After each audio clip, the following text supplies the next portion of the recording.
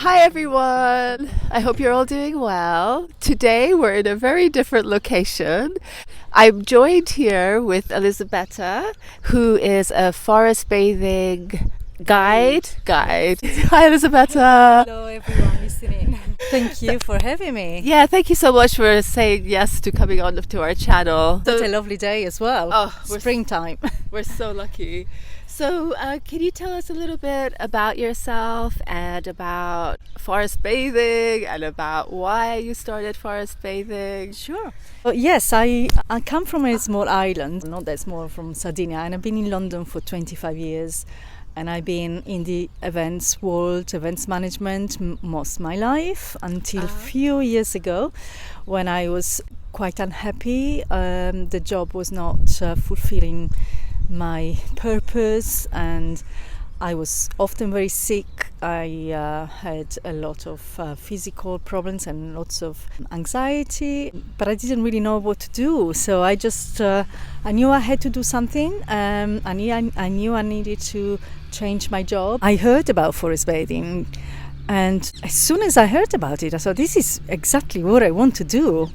I had no doubt. On the same day I signed up to a course. On the same day that I heard about it. Wow. Okay. So I started the course in 2021 and I qualified 2 years ago. Okay. And my life changed in better in every single corner of my life. I feel I am not sick anymore like I used to be. I used to have sore throats all the time. Often my cold would last for 3 weeks. I used to have asthma and allergies. I feel really happier, but also in my body, but in my mind as well. So your body feels a lot healthier. Yes. And also your mind as well. And body my mind. And mind. Well, mind they go together. Yes. The body as well. Yes. So when you say allergies, because I have so many allergies and I've got hay fever and everything. So you had hay fever? Yes, hay fever all the time. That's crazy. My runny eyes and runny nose and sneezing like crazy and always sneezing, especially in the spring. So how long did it take of you being in nature that it stopped? I think, because as soon as I started the course, then in November 2021, I spent more time outdoors, a lot. So I think, and it probably clicked, where's my allergy gone? Wow. I probably, maybe, let's say 18 months later. It's probably as I qualified, actually, because the course took about 18 months. And on my colleagues as well, they found, the same, the people doing the course, because we spend so much time outdoors and we spend so much time under the trees and it's been really, really helpful. Your body gets used to it. Yes. Yeah. For most of us who don't know what forest bathing is, can you explain exactly what it is? Sure. Forest bathing comes from the Japanese practice called shinrin-yoku, which means really we're not going and swimming in the pond there. We're not getting into a swimming costume. There's nothing to do with bathing in water, but what we're doing, we are bathing in the atmosphere of the forest. So as if we are under the forest and the trees are giving us a shower, and we are getting the goodness in order to improve our mental and physical well-being.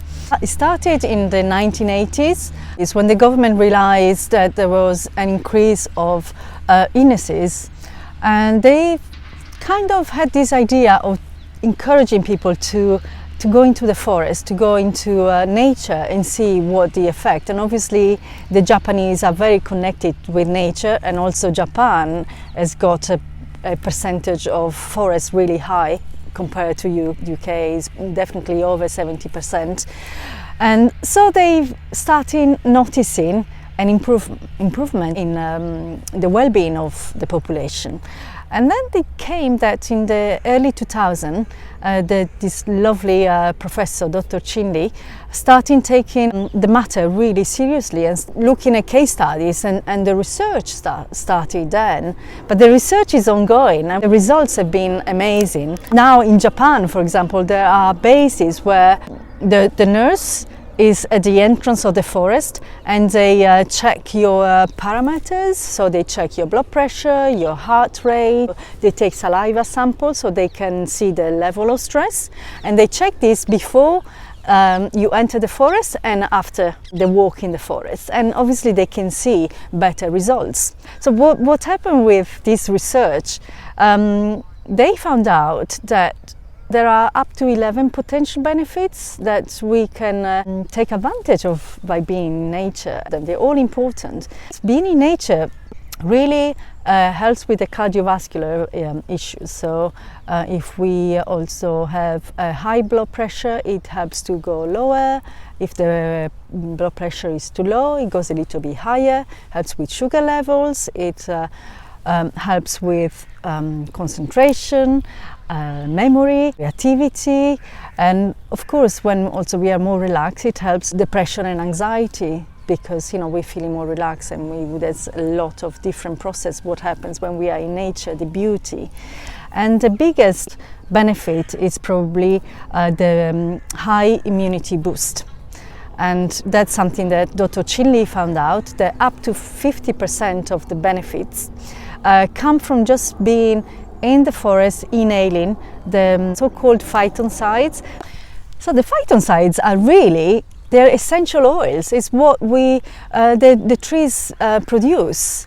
So they're all these compounds, they're there in the air. Sometimes we don't realize that the smell, we don't realize that they're there, but we inhale them. Obviously there are some trees that give more phytoncides. You can realize the smell, like eucalyptus and certain cedars, and certain, in Japan they have this beautiful type of cypress called hinoki, and I have the essential oil that I actually use at home in my vaporizer, and it's beautiful. So what happens to our body when we are inhaling these phytoncides? There's something that trigger in body. There's this activation of these NK cells. The NK cells are the natural killer cells, and they are like the alert, the policeman cells in the body. They say, oh, okay, there's a virus there coming, or there's an illness, and they just attack the bad cells. I think that's what happened to me, because I've been exposed to the phytoncides in a very constant way, that I have now a stronger immunity. I get less colds. Also, it helps to produce the anti-protein cells as well, anti-protein cancer cells. Ah, wow. Being in the forest, it's not a cure for cancer, but it's a preventative medicine for various illnesses. And obviously it depends on the individual, it depends how we respond. So we don't really know why it works for some people and for some other people it doesn't. But I suppose if you are healthy in a way that you're happy because you're spending more time in nature, so your depression is lower, you feel less anxiety, that means also your body is less inflamed, and also you get less illnesses. And the stress, we know that being stressed, we are more exposed to physical illnesses. So what happens when we are in nature is also the change of the nervous system, because we are really born to be in nature. We need to be in nature, and we're detached from nature so much that we are paying the consequences. Not only the planet is paying the consequences, but also the individual, and also the kind of how the person relates with the others. What we do in forest bathing is realizing where we are with our nervous system. We have, as we know, two types of nervous system: the parasympathetic nervous system, which is called rest and digest, and the sympathetic nervous system, which is called fight and flight. And over the years, we have spent far too much time into the fight and flight mode, and spending too much time in this mode, it doesn't help us mentally, doesn't help us physically, because what happens, we tense, our heart rate goes really high, and we have a narrow vision. Of course, we do need This nervous system is part of our life, and we need it, especially when we are next to danger. For example, if there is a car coming and we need to be ready to run away from the car. Like before, the nervous system was used with our ancestors running away from a wild beast. But what happened then, they spent less time in the fight and flight mode and more time in the rest and digest. And now it's happening the opposite. We're always running, so we don't have, the wild beast chasing us, but we have deadlines, we have constant worry, we have, too much noise around. The horrible noise of the city, the sirens and, the cars beeping and planes, all sounds and smells, they make us feel a bit anxious. And what happens? So if we are in this mode, then we have poor digestion, we have very bad sleep, we are not able to focus, and our body suffers from this.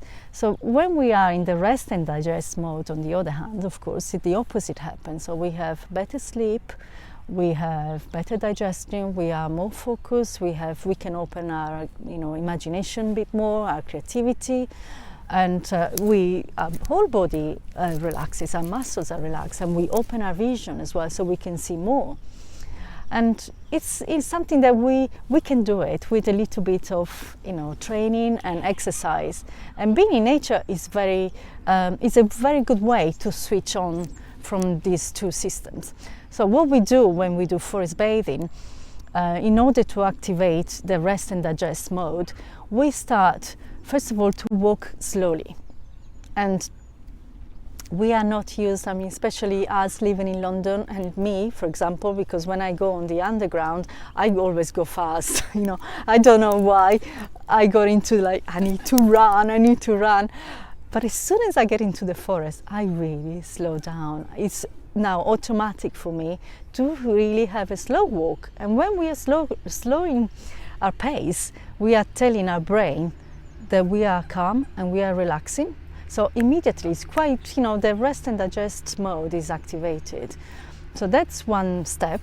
The second step is to stay more in silence. So even if we are walking in a group, in a session, we try not to talk. We do a little bit of sharing, but a smaller amount of time. Because when we are in silence, we can actually listen more to our body sensations, and we can be aware also of what's going around in nature. I just had a question. When you said that that you're silent when you're walking most of the time, apart from the little bit that you share, and or maybe you were going to say this anyway, but I just suddenly thought, yes, because sometimes how they say for some mindfulness, for example, yes, that you look at the outer instead of looking inside. Is that something you do, or do you listen to what your feelings are? Yes, what we do, we are looking at the environment, but also noticing if the environment is doing any effect on us as well. Yes, we take time to notice how nature impacts our emotions, our sensations, our feelings. So, for example, there is a bird song. We encourage the participants to notice how the sound is making us feel. So either running water, or maybe the bird song, or the sound of the leaves. And normally people have a positive reaction, but we don't even want to put label. If also the sound is giving us a negative feelings, it's still good to be aware of that. It could be a trigger. It could be a trigger, and could be like why, or really investigating, but without being too hard on ourselves.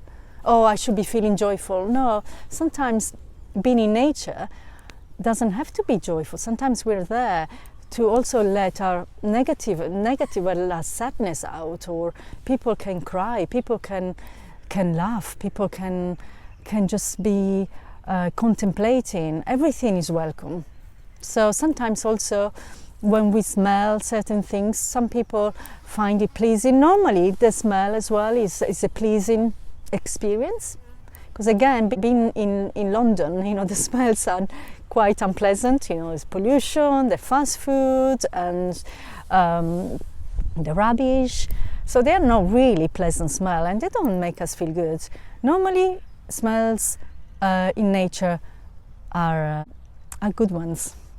And so yes, we do have the kind of taking the awareness of the feelings and sensations in what we look, and I can notice a lot of smiles. I saw my participants when they actually notice something that they hadn't noticed before, or there's a sound like this that people giggle. So it's all really, really good.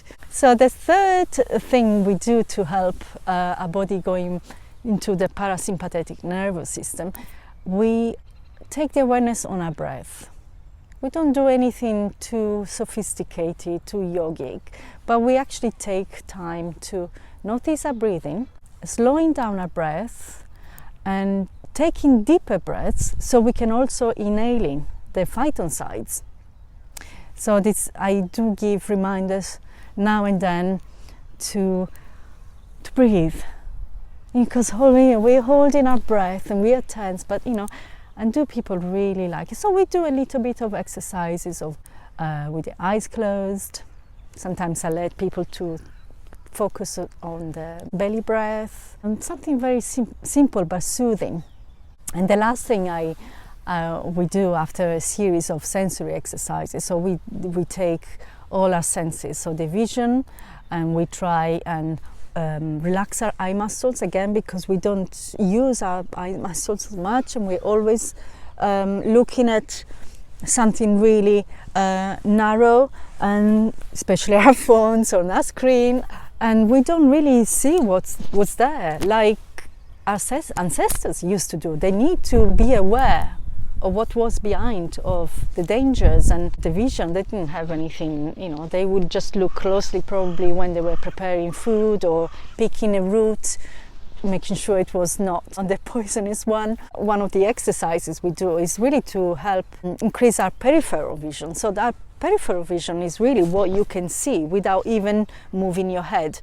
So it's a very simple exercise we do. We just take our hands in front of us and we wiggle our fingers and we move them slowly, and we keep with the eyes, we keep the gaze on our fingers, and then until really you see just about your fingers without moving your head. So you can just move your eyes from on the right and on the left, and once you think you've reached your maximum, you lower your hands and you stay with the open vision. And then you just really train your eyes to look at what's behind your shoulder, what's there. So cool. This side and that side. And also you can look up without moving your head. And also you take your gaze down without moving your head down. So, there's all little things. And then at the end of the day, it's a bit of a playfulness as well. But then also we take time to observe a tree as well.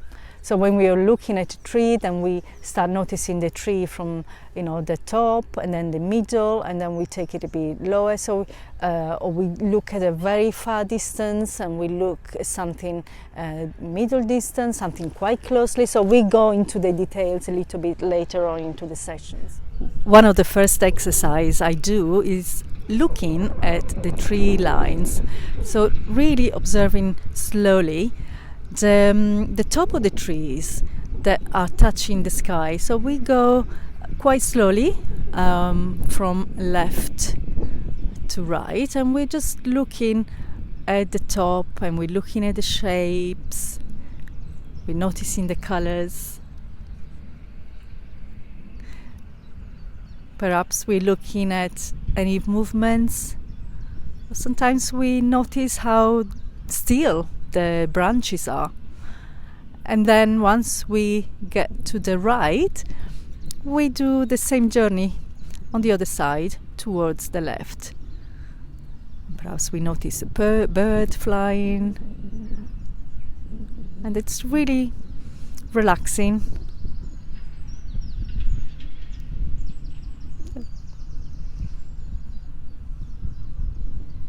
But also what's really important as well to look at fractal patterns in nature.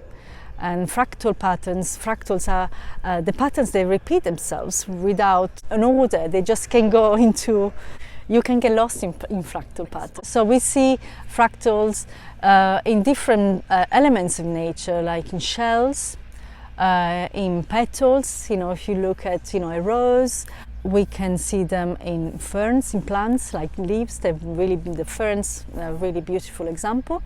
And then obviously the trees. And the winter is a good time to look at fractals in a tree because obviously there are no leaves, so you can follow the tree branches better. So what you do when you're looking at a fractal, you look at the big trunk of a tree, then you follow the branch, and then you just go and you keep following to every just little twigs until the very top where it reaches the sky, and then you take the journey backwards, so from the top to the little ones and bigger branch, and until you go back to the big trunk.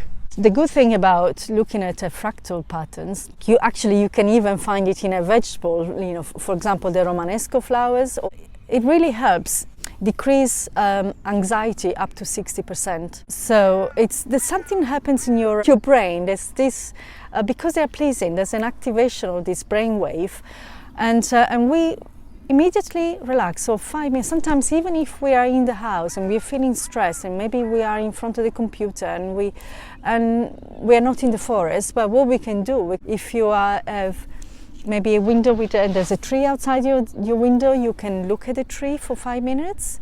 Or if you have maybe a plant in the house, you can just look at a leaf, and even looking at a leaf you see the fractals into the leaf, and it's a very good example. I keep my autumn leaves in books, and when I find them, I found one actually yesterday. It's actually in my diary, and I took it and I put it towards the light, and I could see, obviously you can see all the veins, and even that, it's just a very simple kind of a reset. You get away with thoughts a little bit, because really what we're trying to do in the forest is to be in the moment, to be present, and to get the monkey mind have a rest.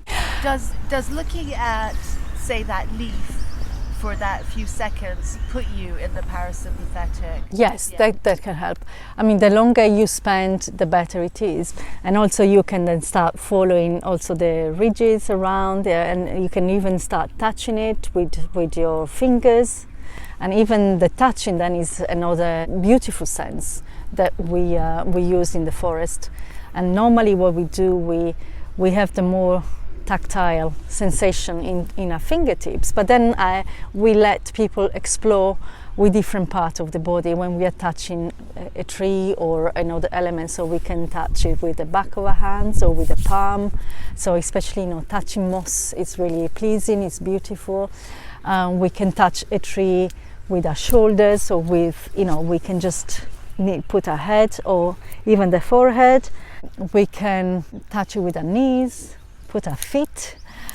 We can hug a tree, of course. We love hugging trees, and we encourage to hug a tree for a minimum of 21 seconds. So we have a release of oxytocin in our body. So it's the love hormone, the happy love hormone, connection, bonding. Yes, we can just touch anything really. And then obviously here comes the smell. Again, one of my favorite exercises is, to explore different smells in the forest. So we start with smelling the air. We have also little exercises that we can do to enhance our smells and to open our sinuses, because often we are very closed, especially after COVID. So we take our 2 fingers and we do a very simple exercise. We just take our fingers and move this part of the body upwards and outwards, like this. Already I can smell more. Just really a few times and then we do little exercises. They are called the 3 to 5 sniffs. So we sniff like animals do. We just, instead of just sniffing once like this, we just like and we can get 3 and then get up to 5, and you can definitely smell. We can smell anything. We can smell twigs, and obviously now it's quite dry. Now there's more smell of flowers, but the soil smells different because it hasn't rained. In the autumn I always feel like I want a mushroom risotto when I get home because of the smell of the earthy and the fungi smell. And we just go and we take a little the first layer of leaf litter and we give it a little sniff, and already it's pleasant. And then we just go and we take the second layer. So we just go a little bit,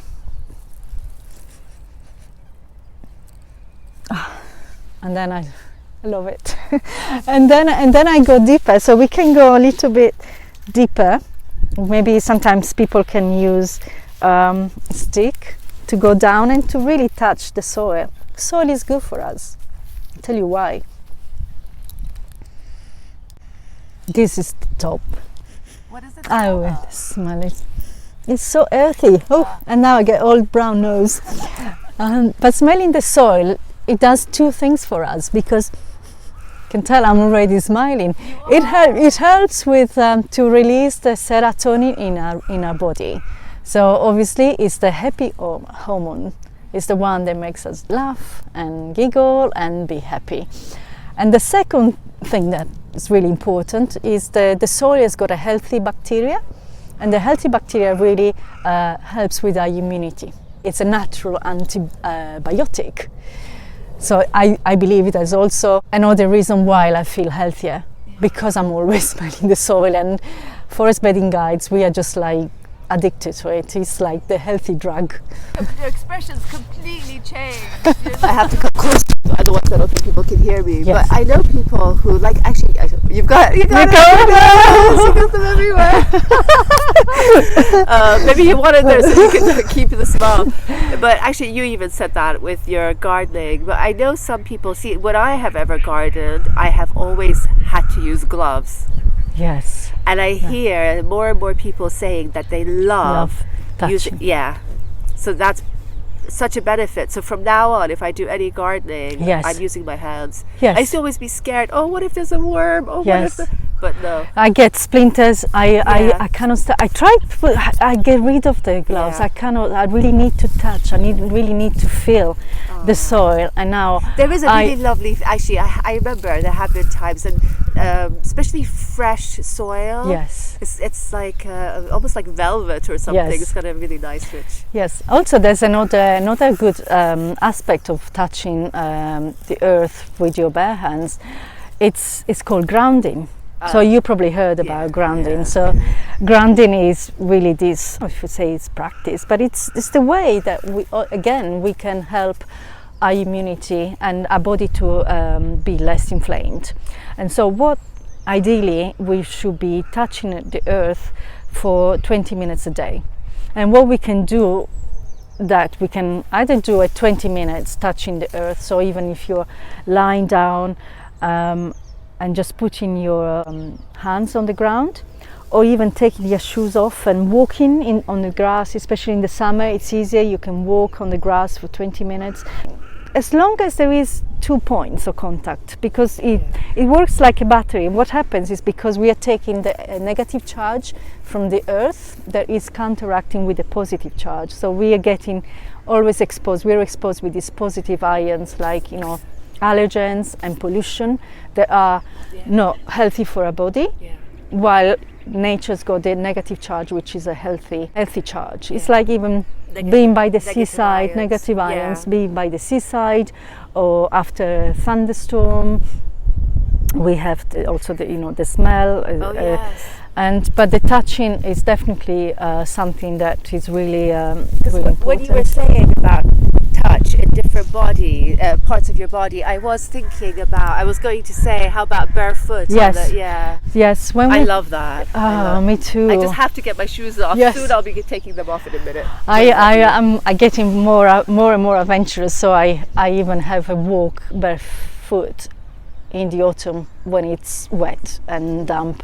I mean, it's not something we do in forest bathing because of health and safety, but when we Lying down at the end of the forest bathing session, we do a called tree relaxation. So it's a meditation lying down under the trees.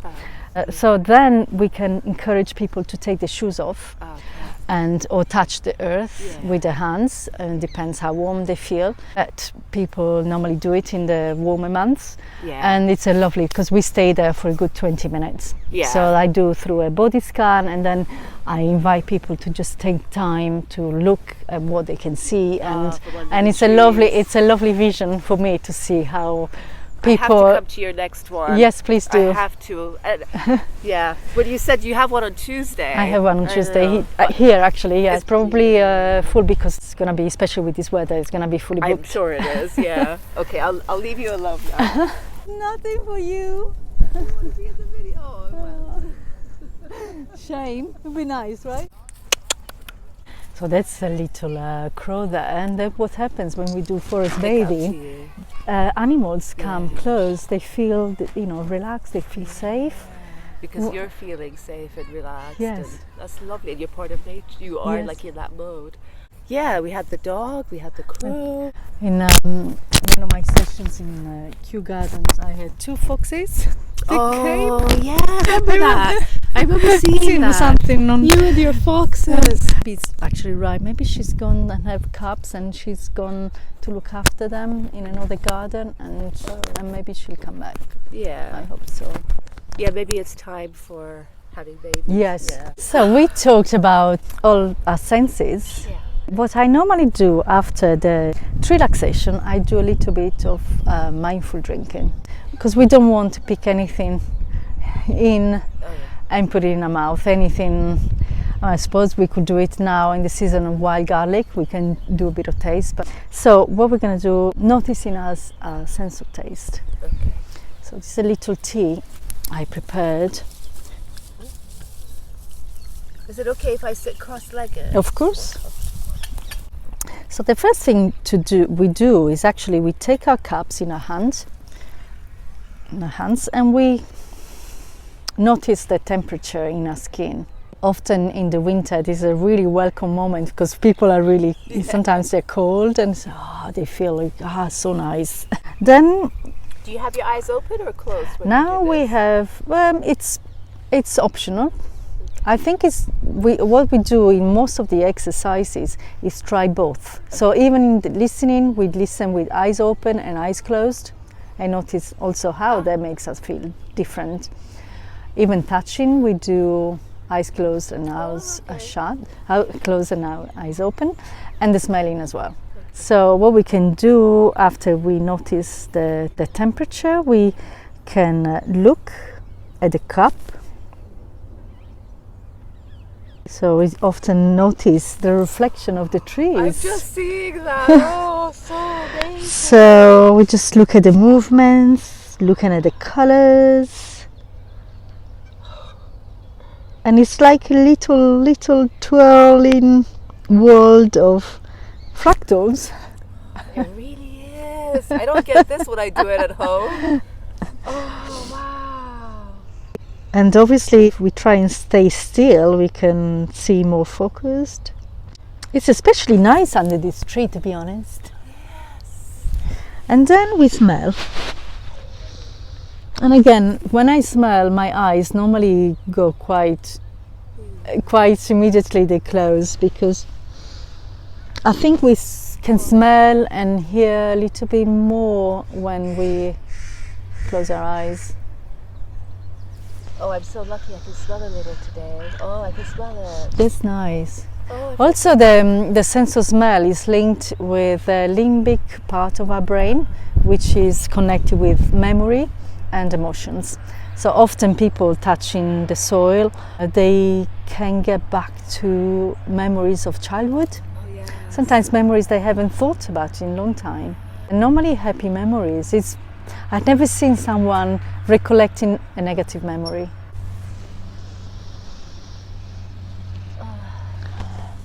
This especially feels good because I don't normally smell. That's great. Oh, so lovely.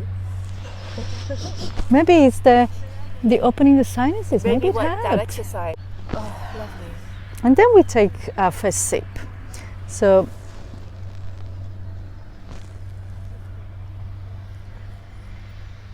we notice the temperature in our skin, in our lips, and then we try as much as possible to keep the tea in our mouth, in different parts of our mouth. So we move it up towards the palate, underneath the tongue, the sides.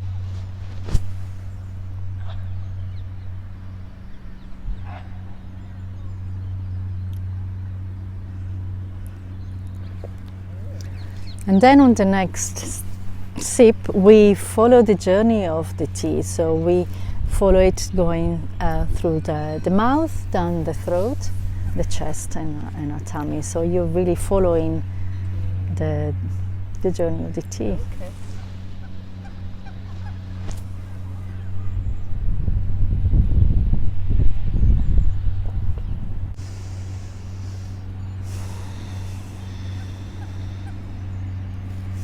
Lovely, really lovely. And then we leave this for the participants to do it in their own time for a few minutes, and then just ending up maybe adding a sense of gratitude and appreciation for what we have every day, our food and drink, but also for the people involved in preparing the tea. Yes. So this is peppermint and licorice, so I imagine the hand picking of the leaves, or the people that grew the licorice roots, but also the people putting together the tea in boxes and bags. So and that's where we kind of find the connection with nature and human beings, because we really are one. And the idea that, have you heard about the Wood Wide Web?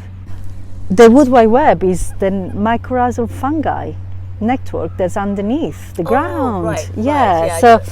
So that's really what happens when these trees, all the trees here, they're all connected through this network where they can exchange sugar, information, if there's a virus coming, if there's illness, and they help each other. If a tree is sick, then the other tree will send more nutrients.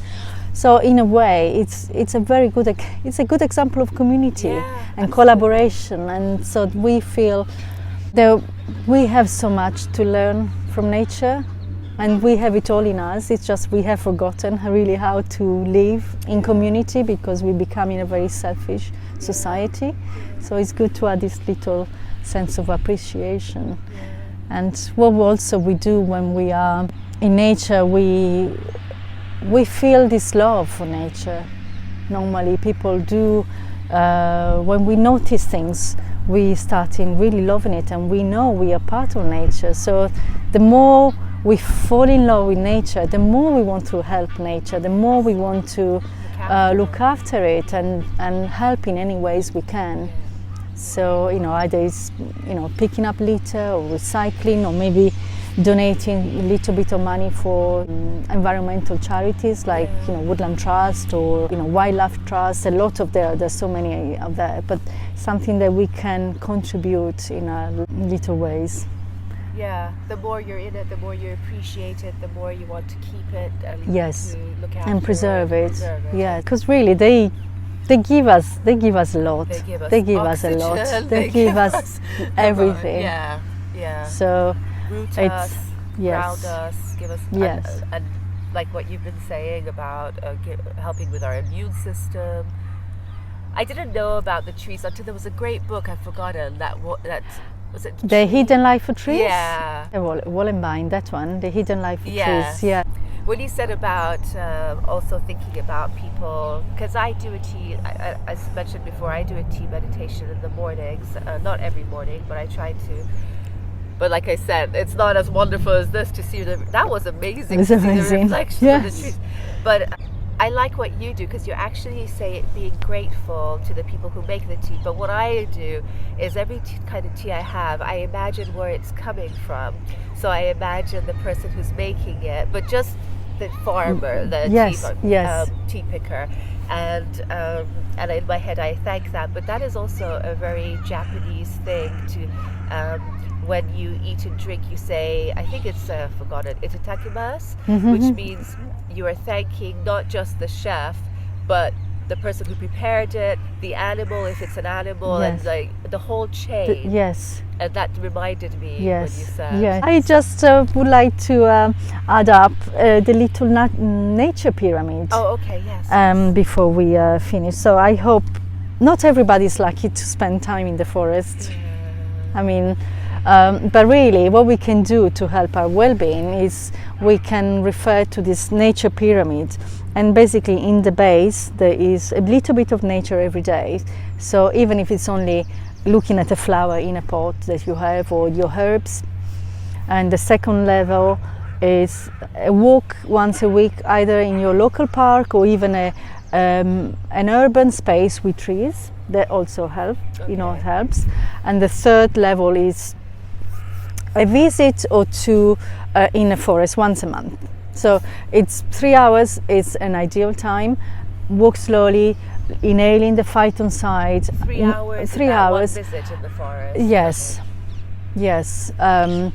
Ideally, it should be two a month in order to get the natural killer cells to be in our body, because they stay in our body up to 4 weeks and then they go. So if you have the peak in 2 weeks, but then you keep going, you have a constant boost of these natural killer cells. And then the last one is something I have to work on.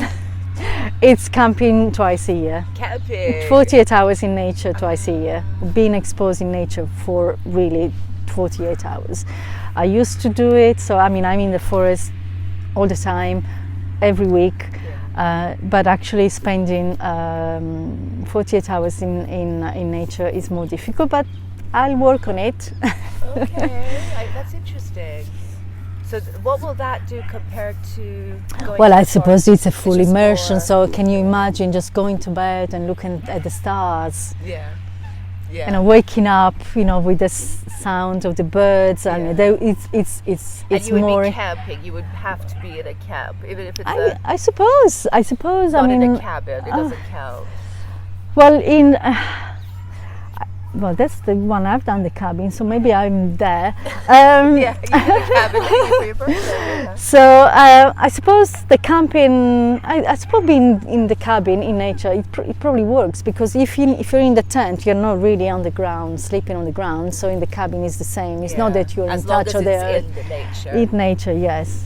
And obviously, if you can be sleeping on the ground or you know, on by the seaside, on you know, Yes, camping, and then you can feel more the earth is more added. But Oh, I'm going to add that to my list. Yes. This, for the summer, it's perfect. yes, exactly. Especially if we have weather like this. Yeah, that sounds really nice. Thank you so much. Thank you, Raha. So, if let us know how people can find you if they wanted to do forest bathing with you. Where would they go? I'll put all your details below in the description, but let us know as well. Sure. Yes, I'm on social media. I'm on LinkedIn as Elisabetta Murgia. So I do post some articles and Oh, do you? and comments on LinkedIn. I am active on Instagram and Facebook under Elisabetta _Bluebells forest bathing. Okay, I will put all the details Yes, below. and I have a tree link with all the booking links are in my tree link. So, and the tree link is on Instagram, it's on LinkedIn, and I have sessions in Hampstead Heath together with Ethan's, Epping Forest with the Forest Bathing Institute, and I also part of the Kew Gardens team. So we work there only in the spring and summer months, so it's a bit shorter. And I'm starting a new collaboration with Cricklewood Library, so I will be doing sessions once a month in Glaston Park, which is Dollis Hill, Willesden. It's not the same as being in an ancient forest, but there are beautiful oak trees, the beautiful nature, there's a pond, there's ducks and lovely. flowers, so we can work Yeah. different ways. And if somebody, so people can see all that on your websites, and if somebody wanted to have a one-to-one with you, can you go to places near them, or do you travel, or do you have these specific places that you would have them come to? I also have a collaboration with Burnham Beaches, which is outside London as Okay. well. So I've done a corporate one there last week. Okay. So I could take corporate groups I in see. Burnham Beaches, Okay. and I expect I could also have private in Hampstead Heath, giving a percentage to e-funds Oh, I see. to help Ah. promote. Obviously, it's part of my job is to help Yes. nature as well. Yeah. Oh, how lovely. So there will be obviously always a percentage to and a license for Yeah. yes, To help. to help nature. And I just wanted to just say this last thing, that as we're sitting here, I feel so in touch, in tune with nature. I did, when you were talking, I did the little behind the camera, like a few of the exercises as you were doing them. But just sitting here, having this tea ceremony and just being in nature. I'm in nature a lot. I love nature. But today I feel so in tune. I feel there's something about you're like making me be more open somehow. I feel it feels very special. Thank So I you. wanna thank you. It's I think we all like to be guided, because also we don't get lost in our own thoughts. Yeah. So we forest bathing guides, we like to go to each other's sessions because we need it. It's a bit like, we all know, I mean, I could do yoga by myself, but I don't. I like to go and be guided. And nature, I mean, obviously for me it's easier because I do that all the time. So for me, I switch on immediately all the senses and I notice. And I think, to be honest, I've done that all my life without realizing it. I think as a little child, that's where I loved being the most, in nature. So for me, I'm actually doing something that it's really the essence of who I am. So that's probably why I love doing it. And I love just sharing this with people and really the way I can help people but also help nature. Thank you so much for sharing your time and your experience. Thank you so much.